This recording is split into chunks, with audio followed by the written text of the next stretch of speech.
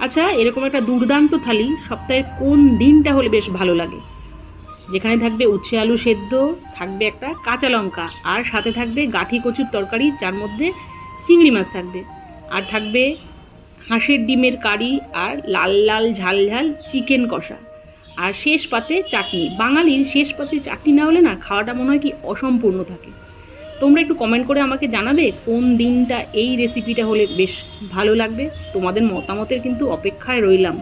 সেদিন দুপুরবেলা গরম গরম ভাতে প্রথমেই পড়ে গেল উচ্ছে আলু সেদ্ধ। উচ্ছে আলু দিয়ে খেতে খেতেই পড়ে গেল গাঁঠি কচু দিয়ে চিংড়ি মাছের তরকারি। জানো তো, চিংড়ি মাছ যে কোনো তরকারির মধ্যে দিলে তার শোভাটা যেন বাড়িয়ে দেয় আর স্বাদ দ্বিগুণ হয়ে যায়। তারপরেই পড়ে গেল হাঁসের ডিমের কারি। আমার মতো কে কে হাঁসের ডিমের কারি খেতে ভালোবাসো একটু জানিও গো। তারপরেই পড়ে গেল চিকেন কষা। চিকেনের লেগটা না বেশ বড়ই ছিল, আর বরাবর চিকেনের লেগের প্রতি সবার একটা আলাদা একটা টান থাকে। আর চিকেন দিয়ে খাওয়া শেষ করতে না করতেই পাতে পড়ে গেল চাটনি। যাই হোক, সেদিনে দুপুরবেলার খাওয়া দাওয়াটা খুব যত্ন সহকারে ভালো করে খেলাম, আর সবশেষে চাটনিটা তো দারুণ ছিল। টাটা, আজকের মতো এই পর্যন্তই।